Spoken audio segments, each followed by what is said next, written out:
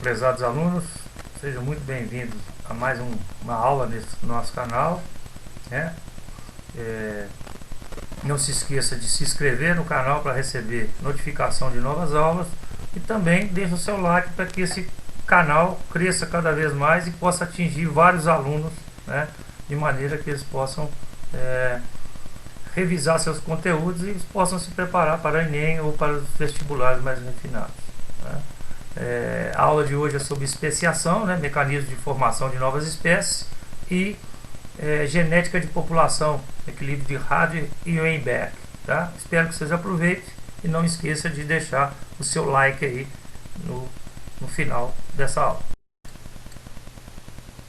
Prezados alunos, sejam muito bem-vindos ao nosso canal, né? Vamos falar hoje aqui de mecanismos de especiação e genética de populações. Então, não se esqueça de se inscrever no canal, deixar o seu like, né, para que esse canal possa crescer e possa atingir o objetivo dele, que é ajudar outros estudantes a revisar seus conteúdos e se preparar para o Enem e também para os vestibulares mais refinados. Vamos à aula de hoje. Então, biologia aqui, é o nome do nosso canal. Não se esqueça de deixar o like, hein? Bom, especiação. Antes da gente falar do mecanismo de especiação, nós temos que falar do conceito biológico de espécie, que esse senhor aqui que foi um dos maiores biólogos que esse planeta já produziu, né? Segundo, né, o conceito biológico de espécie, segundo o evolucionista Ernest Mayr, trata-se de um grupo de populações cujos indivíduos, em condições naturais. Por que em condições naturais? O homem não pode interferir, né? Tem que ser da forma como a natureza propôs essa reprodução. São capazes de cruzar e produzir descendentes férteis, sendo reprodutivamente isolados de outros indivíduos de outras espécies. Então, Ernest Mayr é que propôs esse conceito biológico de espécie. Conceito biológico de espécie. Espécies são grupos de populações naturais potencialmente capazes de se cruzar e que estão reprodutivamente isolados de outros grupos semelhantes. Aí você tem vários conceitos, né? Você pode falar do ponto de vista fisiológico, né? Unidade reprodutiva, seus membros se cruzam entre si, mas não se cruzam com de outras espécies. Unidade ecológica, apresentam características próprias e que mantêm relações bem definidas com o ambiente e com as outras espécies. E também unidade gênica, né? Do ponto de vista genético, possui um patrimônio gênico característico que não se mistura com de outras espécies e evolui independentemente. Então, repare que você pode falar de espécies, né, na biologia, de acordo com o conteúdo que você estiver trabalhando. Você pode falar do ponto de vista da reprodução, do ponto de vista ecológico e do ponto de vista genético. Conceito de raça ou subespécie. São populações de mesma espécie que diferem em determinadas características e estão adaptadas a ambientes diferentes. Na natureza, porém, essas subespécies raramente se cruzam. O que vocês estão vendo aqui, gente, são os cães. Os cães, todos eles, né, pertencem à mesma espécie. Mas o que vocês estão vendo aqui são várias raças, são subespécies, ok? Então, a maioria dessas raças que estão aqui, elas foram criadas, né, de modo artificial. O homem começou a cruzar os cachorros, começou a sair aquela variedade, então ele gostou daquela variedade e ele manteve aquilo ali, né? Esse conceito de raça e subespécie, né, a gente trabalha para os outros animais, né? Para a espécie humana, esse conceito não pode ser utilizado, porque apesar da gente ter várias variedades da espécie humana, com vários fenótipos, várias características bem contrastantes, ainda assim constituímos a mesma espécie. Então não se usa essa expressão de raça para a espécie humana, a gente usa para outros animais, né, e outros organismos. Bom, animais híbridos. O que é ser híbrido? Né? Lembrando lá desse conceito do Mendel, híbrido é quando um organismo é resultante, né, de cruzamento onde esses indivíduos vão ter, os descendentes vão ter características dos dois indivíduos que originaram. Então, ó, nas células germinativas do burro, né, o burro está aqui embaixo, né, os cromossomos não se emparelham corretamente, porque os cromossomos deles estão em número ímpar. Tem um ali que vai sobrar, né? impedindo a ocorrência de uma meiose normal e, consequentemente, a formação de gametas viáveis. Então, o burro e a mula, eles são animais híbridos. Por que eles são híbridos? Eles têm metade do material genético, né, do cavalo, aqui no caso da égua, e metade do material genético de um jumento, né? Então, a égua tem 64, o jumento 62. Quando ele fizer a meiose, esse aqui vai ser 32 e esse aqui 31, resultando em 63. Então, o burro e a mula são animais que são produzidos, né, são híbridos, porque eles têm as características boas dos dois animais desse aqui. Eles são muito bons para carregar, né, carga, para produzir animais extremamente fortes, porque ele tem as duas características no mesmo indivíduo. Agora, nós temos casos, né, de animais híbridos na natureza bem interessantes. Então, aqui você tem o ligre e o tigre-leões, né? O ligre é o maior felino que tem. Isso aqui não é computação gráfica, esse animal existe mesmo, né? Então, ó, há híbridos de espécies de felinos, por exemplo, o ligre e os tigre-leões. Ambos são fruto do cruzamento de tigres com leões. O cruzamento do leão macho e uma tigresa, que é a tigre fêmea, né, dá origem ao ligre, né? O cruzamento de uma leoa com o tigre macho, o tigre-leão, não costumam viver muitos anos e muitos indivíduos podem nascer inférteis, né? São indivíduos híbridos. Os ligres crescem muito, sendo o maior felino já registrado até hoje, e foi proveniente desse cruzamento. Isso acontece pois o gene de crescimento está no leão macho, né? E não há nenhum gene que iniba esse crescimento na tigresa. Os tigriões não crescem muito, pois a leoa que cruza possui um gene inibidor do crescimento, enquanto que o tigre macho não dispõe de um gene que promova o contrário. Então, meus queridos, esse ligre e esses tigriões não são indivíduos que a gente poderia dizer que são resultado de cruzamento natural, por isso que eles não se constituem uma espécie. Eles são chamados de animais híbridos, porque apesar do tigre e do leão ser dois imensos felinos, eles vivem em ambientes diferentes. Na natureza jamais iriam se cruzar. O resultado deles pode ser em zoológicos, né, que às vezes um animal encontra com o outro, ou criadores que gostam dos dois animais e põem eles para conviver juntos. Então, aqui você tem um exemplo de animais híbridos. Vamos falar agora de especiação, né? Conforme nós falamos anteriormente, né? O Ernest Mayr falou que é o conjunto de seres vivos que, em condições naturais, são capazes de cruzar entre si, gerando descendentes férteis. E o que é especiação? Né? A especiação é a formação de espécies novas a partir de uma população ancestral. Então, aqui em cima eu tenho, né, dois porquinhos da Índia, um macho e a fêmea, que vão cruzar e vão produzir um descendente, que é fértil também, né? E aqui no mecanismo de especiação, né, você vai ter aqui uma espécie ancestral que dá origem aqui por variações e pressões seletivas diferentes do meio, né, dá origem a duas espécies no futuro diferentes da espécie que originou. Esse é um dos mecanismos que a gente tem de mecanismo de especiação. Lembrando que a recombinação gênica, o que é recombinação gênica? O rearranjo de genes diferentes durante a reprodução sexual, e as mutações podem provocar alterações, né, das características genéticas e, ao longo de milhares ou milhões de anos, resultar na formação de uma nova espécie. Processo evolutivo aqui agora, de, né, formação de novas espécies. Na biologia a gente fala em anagênese. O que é anagênese? Consiste numa transformação progressiva, né, gradual, de uma espécie com mudanças, né, que levam à adaptação evolutiva. A evolução é conduzida pela anagênese, é muitas vezes chamada de microevolução, né? Então você tem aqui pequenas variações ao longo de milhares ou milhões de anos, né, dando origem a uma nova espécie. Isso aí a gente chama de anagênese. Gladogênese. Gladogênese é um processo pelo qual duas populações isoladas se diferenciam no decorrer do tempo, originando duas novas espécies, e os mecanismos que levam à diversificação das categorias superiores à espécie na hierarquia taxonômica constitui macroevolução. Então, por exemplo, você vai criar aqui, né, uma nova família, né, uma nova classe, tudo isso que é superior ao nível taxonômico de espécie, a gente chama de macroevolução.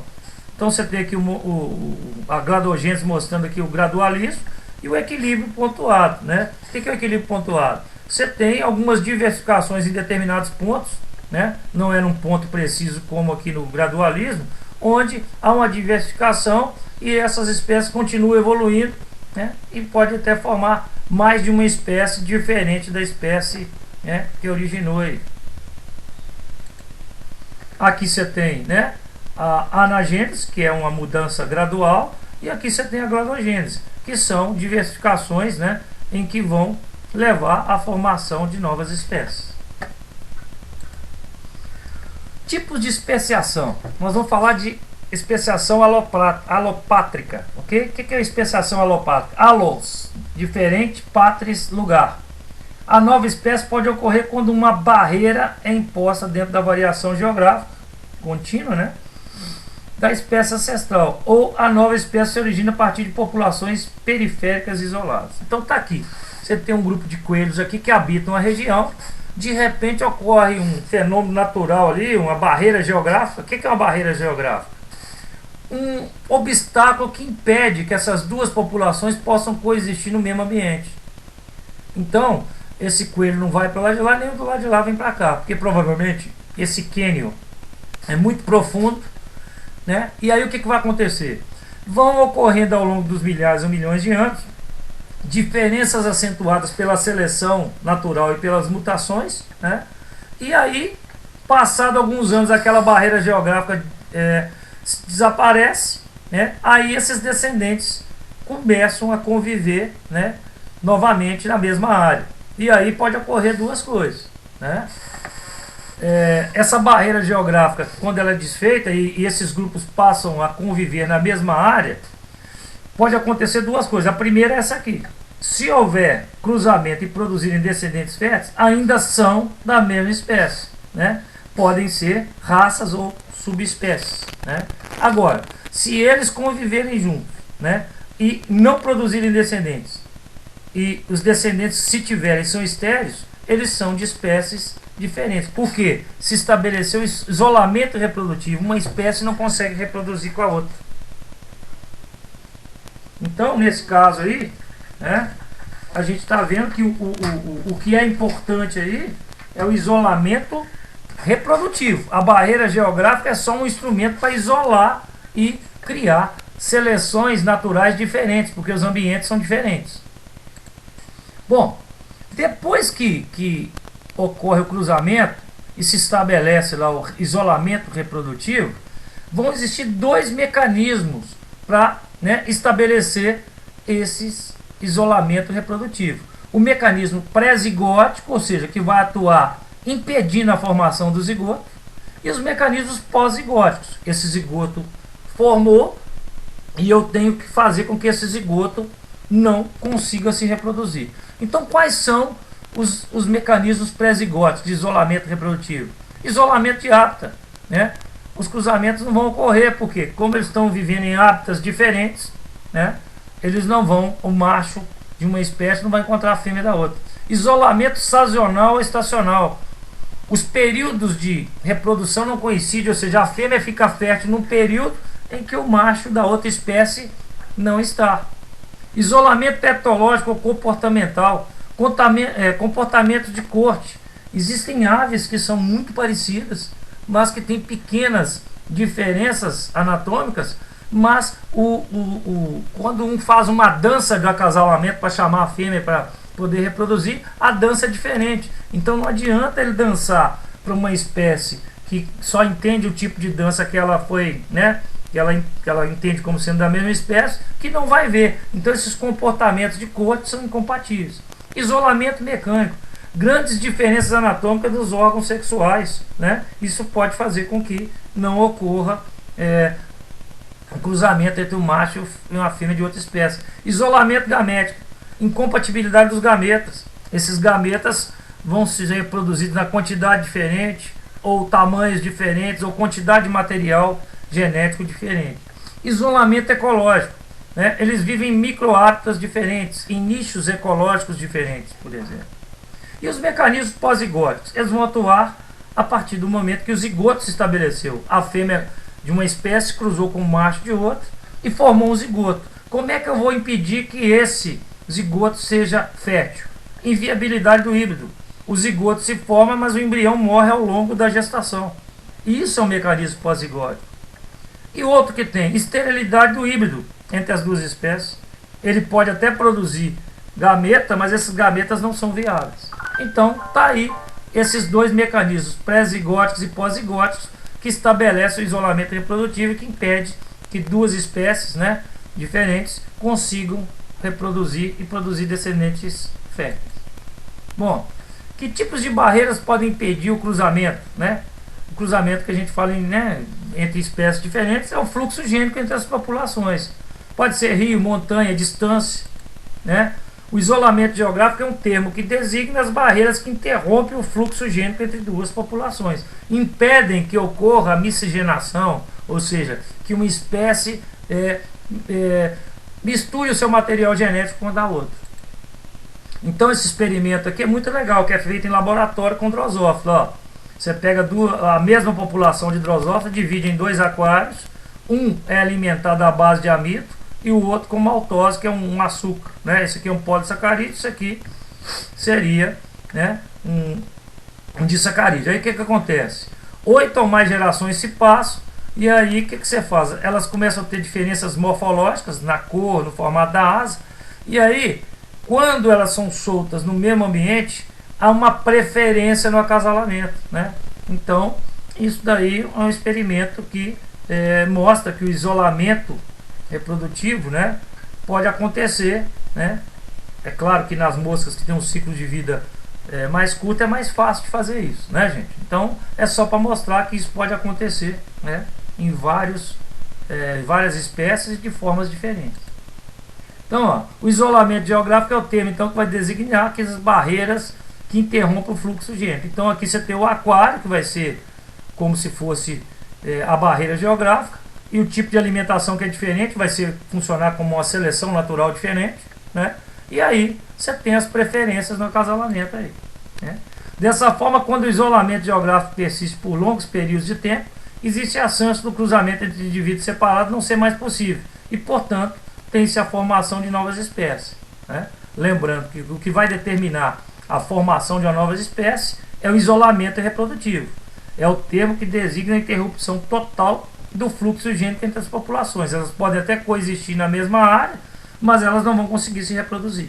Ou se reproduzir, o seu filhote, seu descendente, é estéril, então ele morre durante o desenvolvimento embrionário lá.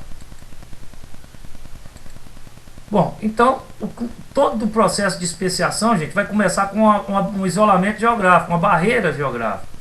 E com o passar de milhares ou milhões de anos, pode levar a um isolamento reprodutivo, né? Aí você tem a formação de uma nova espécie, e aí você tem o que?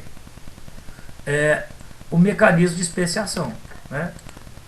Atualmente acredita-se que as novas espécies surgem por diversificação de espécies ancestrais. Então todos esses pontinhos vermelhos que vocês estão vendo aqui são espécies, né, ancestrais que deram origem a essas duas aí, né?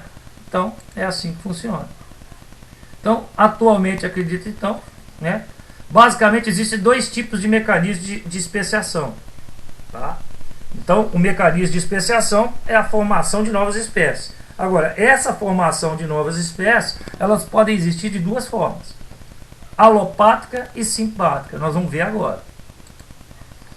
Tipo de especiação alopátrica. As duas espécies, né, vão estar separadas por uma barreira geográfica, né, e elas ficam por milhares ou milhões de anos. É o caso dessas duas espécies aqui, né, de esquilos, no Grand Canyon, lá nos Estados Unidos, que elas têm pequenas diferenças, né, morfológicas, mas que faz com que essas duas espécies não reproduzam mais. Outro tipo aqui, ó, essa salamandra que tem aqui, ó, isso aqui é um mecanismo que a gente chama de alopátrica. Então você tem aqui uma população inicial, vai ter uma barreira geográfica aqui, essas duas espécies não vão mais conviver entre si, e depois que essa barreira desaparece, né, essas duas espécies, se forem conviver juntos, elas podem reproduzir, se tiver descendentes férteis, constitui a mesma espécie. Agora, se não ocorrer a formação de descendentes, ou os descendentes forem estéreis, se estabeleceu aí o que a gente chama de isolamento reprodutivo, né? Outros tipos de regiões, né, de tipo de mecanismo de especiação é o caso dessas gaivotas aqui, ó, no hemisfério norte, nos Estados Unidos e na Europa, né? Você tem duas espécies de gaivotas que estão separadas pelo oceano, mas elas podem migrar, né, pelo Estreito de Bering aqui, ou pelo próprio oceano aqui Atlântico, né? E o que acontece?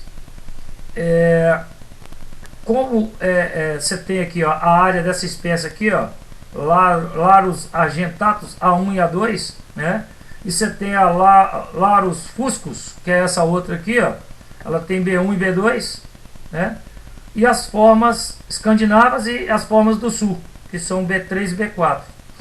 E essa área aqui é a área de refúgio da espécie ancestral. Então essa espécie ancestral migrou para cá, deu origem a essa aqui, depois ela migrou para o outro lado, e como a distância é muito grande aqui, você vai ter, né, uma especiação alopátrica. Outro caso que tem aqui de região alopátrica é esse sagui, esse mico aqui, ó. O que acontece? Você tem 3 espécies coexistindo aqui, ó, nessa região do Brasil aqui, onde você tem o rio aqui. Esse rio faz um desvio em U, e aí o que ele faz? Ele vai isolar aqui, ó, essas duas áreas. E aí você vai ter um isolamento onde você vai ter essas 3 espécies aqui de mico coexistindo, né? Essa aqui do lado direito do rio, essa aqui do lado esquerdo e essa aqui no meio, né? Então, esse mecanismo, quando você tem uma barreira geográfica que separa em 2 ambientes separados, a gente fala de alopátrica, né? Você tem também o exemplo desses corvos na Europa, que tem 2 subespécies. Você tem aqui do lado ocidental, você tem uma espécie de corvo ou gralha, né? E do outro lado você tem também, e você tem uma área de hibridação, onde esses 2 aqui, né, podem encontrar e eventualmente pode se reproduzir. Outro tipo de especiação alopátrica que pode aparecer para você são essas aves aqui, ó. São aves que no início da Pangeia aqui os continentes estavam todos juntos, eles foram separando, né, barreira geográfica, e aí cada um se desenvolveu de uma forma, né? Você tem aqui a ave elefante, o kiwi, o emu, a ema e o avestruz. Eles são muito parecidos, né? Mas porque tiveram uma espécie ancestral lá atrás, né? A partir do momento que houve essa barreira geográfica, os ambientes passaram por processo de pressões seletivas no meio diferente, e o processo de seleção natural foi diferente, selecionou genes diferentes e deu origem a cada espécie dessa aí, né? Agora nós vamos falar de especiação simpátrica, né? Nesse modelo observa o aparecimento de uma nova espécie sem nenhum isolamento geográfico. Então, o que caracteriza a diferença entre a simpátrica e a alopátrica, que na alopátrica obrigatoriamente tem que aparecer uma barreira geográfica, enquanto que na simpátrica, né, os indivíduos surgem na mesma região. Uma das formas de se explicar é por meio de seres híbridos poliploides viáveis férteis. É mais comum isso em vegetais, tá, pessoal? E na especiação simpátrica, que a gente chama de anagênese também, ocorre a formação de novas espécies no mesmo ambiente. Então note aqui no continente africano, olha a quantidade de espécies de zebra, né? A zebra mais comum, talvez que vocês conheçam, as pessoas acham que zebra é tudo igual, e não é, né? Você tem algumas regiões aqui que elas coexistem, né? Então, consequentemente, o que vai acontecer? Vai surgir novas espécies aqui sem que haja uma barreira geográfica. É claro, né, gente, que alguns países aqui tem montanhas e tal, mas nesses locais onde essas zebras existem, olha as diferenças que tem, né? Elas não estão isoladas, né? No mesmo ambiente, sem barreira geográfica. A gente fala que é um tipo de especiação chamada simpátrica. E aqui você tem, né, mostrando como é que ocorre em vegetais. Você tem aqui, né, uma apomixia. O que é apomixia? É um tipo, gente, de reprodução que tem de variantes. Isso ocorre, é comum em vegetais, onde o indivíduo surge de ovos não fecundados. né? E só tem material genético da parte da planta lá, de uma planta. E aí, por mitose, ele vai desenvolvendo. Aí o que você tem? Quando eles vão migrando para ambientes, vão tendo pequenas variedades desses genes, e aí você vai ter o que a gente chama de hibridização. E essa hibridização pode ser o resultado de poliploidia, ou seja, você vai aumentando a quantidade de material genético nessas plantas, né? O Japão, que é um país que lida com essa prática de formação de novos variedades de plantas, né? Eles adoram fazer cruzamentos de poliploidia. Então você tem lá várias plantas japonesas que surgem da adição de genomas, ou seja, de grupos de material genéticos subsequentes, plantas triploide, né? Tetraploide. Então, cada vez que você vai adicionando material genético, a planta fica diferente. Aqui você tem outra tipo de especiação simpática, que são essas salamandras aqui na Califórnia, lá nos Estados Unidos. Eles já estudaram essa variação aqui, ó. Olha, repare que elas estão na mesma área geográfica, né? E como aqui deve ter variedades de clima e, né, de temperatura e etc., surgem essas variedades. Então, ó, todas essas espécies aí surgiram no mesmo local e não tem menção de barreira geográfica, significa que isso aqui é um mecanismo de especiação simpática, né? Aqui nos Estados Unidos também, ó, mostrando essa planta aqui, ó, que ela surge nessa região aqui dos Estados Unidos, né? Essas espécies aqui são membros da família do girassol, e o mapa mostra a distribuição de 3 espécies parentais diploides e 2 espécies tetraploides híbridas, né? Então você tem aí, ó, né? Aqui, ó, a tetraploide é a bolinha, o círculo verde, e a diploide aquela em forma de triângulo. Então note que elas vão se distribuindo no ambiente. Como não tem barreira geográfica aqui, né, elas surgem por adição de material genético, né, N, né, você vai adicionando N, 2N nela, ela vai mudando a sua constituição genética, se tornando nova espécie. Essa poliploidia, gente, ela é mais comum, né, em vegetais. Então, a diferença entre especiação alopática e simpática. A simpática obrigatoriamente tem que aparecer uma barreira geográfica para isolar. Um cânion, um vulcão, né, um rio, né? E quanto que na especiação simpática você não tem barreira geográfica. Ela vai surgir aqui por mutações e recombinação gênica, né? E no caso de vegetais, da poliploidia aqui. Então essa é a diferença básica, né? Agora nós vamos falar um pouco sobre um assunto que envolve matemática, né? Genética de populações. Então, conforme nós falamos, população é o conjunto de indivíduos da mesma espécie, né, capazes de cruzar entre si em condições naturais e produzir descendentes férteis. Então, a genética de populações trata das frequências gênicas e genotípicas nas populações e as forças capazes de alterar essa frequência ao longo de gerações. Para isso, a gente utiliza o princípio ou a lei, né, de Hardy e Weinberg. Então, como é que é isso? Suponhamos aqui que eu tenho esse genótipo aqui, ó, o homozigoto dominante 3.600, o heterozigoto 6.000 e o homozigoto recessivo 2.400. Eu tenho um total de 12.000 indivíduos. Então, como é que você vai fazer para calcular aqui? A frequência do gene, de cada um dos genes, é o seguinte: é o número total de genes e o número total de alelos para cada locus. Então a frequência do gene azão, né, é 3.600 do indivíduo azão e 6.000 dos indivíduos azinho. Então vai ser 7.200, né, aqui é dobrado, né, são 2 genes, com 6.000. Total de alelos 13.200 do A. A frequência do gene azinho é 6.000 do azinho, 2.400, que vai dar 4.800, vai ser 10.800 do alelo azinho. Então, o que você faz agora? Como são 12.000 indivíduos, existem 24.000 alelos. Então, o que você tem? A frequência do gene A é o total dos genes A dividido pelo número total de alelos. Vai dar 0,55 ou 55%. Do gene Azinho, se lá deu 55, aqui só pode ser 45%.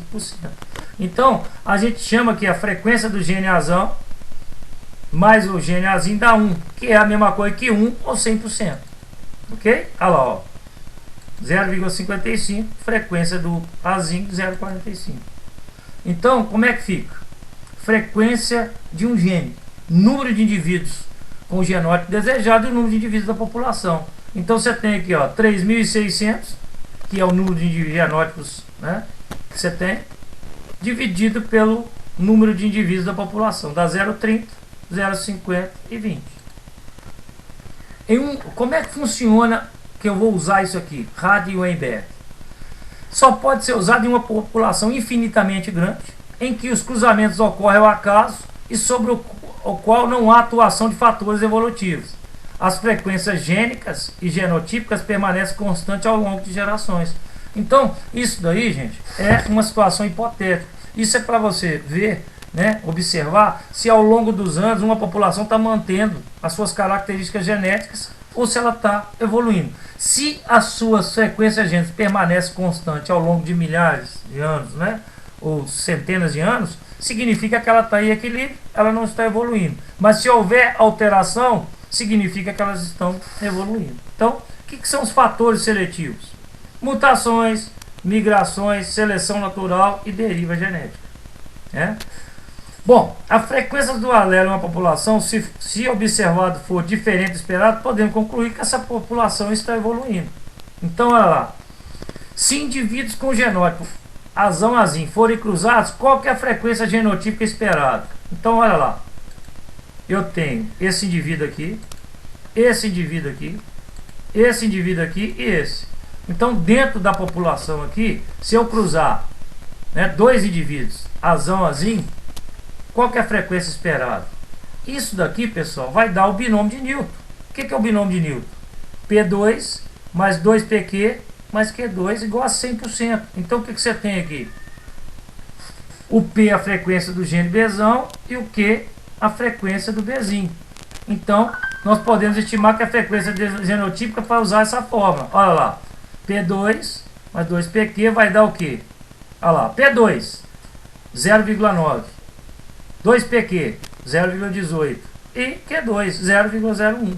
Então, eu vou ter 81% desse, 18% desse. Essa é a frequência genotípica.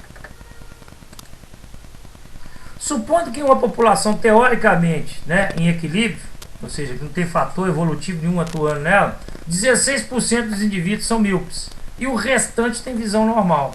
Qual a frequência de genes recessivos e dominantes para esse caráter nessa população, sabendo que a miopia é determinada por um gene recessivo? Ou seja, frequência do alelo M, frequência do alelo M. Então, olha lá. O Mzinho, que é o homozigoto recessivo, ele está falando lá que é 16%. Então eu tenho que Q2 igual a 16%. Então o Q vai ser 0,4. Quando você jogar na fórmula lá de P mais Q igual a 1, você vai pegar e substituir o Q, você vai achar que o P é 0,6. Então o que você vai fazer? Se P é 0,6 e Q é 0,4, você jogando no binômio de Newton aqui, você vai ter P2, que é 0,6 ao quadrado, 2PQ, que é duas vezes a frequência do P e do Q, né? E o que você tem? 0,36, 0,48, 0,16. Eu vou ter 36% de pessoas com visões normais, 48% aí de heterozigoto e 16% de pessoas, né, com miopia. Então, essa genética de população pode ser usada para calcular, né, proporção fenotípica e genotípica, né, e a frequência do gene. Outro exercício aqui. Né? A partir das frequências do alelo de uma população, pode determinar a probabilidade de que certos tipos de gametas sejam produzidos. Com esses dados, pode-se estimar qual será a frequência dos genótipos de uma população futura. Com base nos genótipos dos animais de uma população hipotética acima, representada, né? Não é acima, é ao lado, perdão aí, que está em equilíbrio, considerando o princípio de Hardy-Weinberg, é correto deduzir que as probabilidades de serem obtidos em uma próxima geração animais com genótipos homozigoto dominante, homozigoto recessivo e heterozigoto serão respectivamente, olha lá pessoal, eu tenho 3, 4, 5 que são homozigotos dominantes, eu tenho 1, 2, 3 que são heterozigotos e eu tenho 2 que são homozigoto recessivo. Então vamos para os cálculos. Existem então 10 indivíduos. São 5 azão, azão, 3 azão, azinho e 2, né, azinho, azinho. Então as frequências do número de alelos, o que você tem? Número de alelos A, eu tenho 10, que são 2 aqui, com mais 3, são 13. E o outro ali, eu tenho 4, com mais 3, né, vão dar 35, né, por cento, 7, 35. Então repare bem, né? O que nós vamos fazer aqui? Você vai aplicar agora o cálculo aqui. P2 vai ser 65% dividido por 100, vai dar 42,25.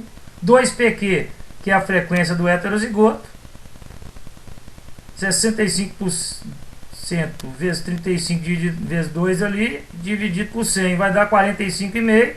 E o que é 2 aqui, 35 dividido por 100 vai dar 12,5. Essas são as frequências.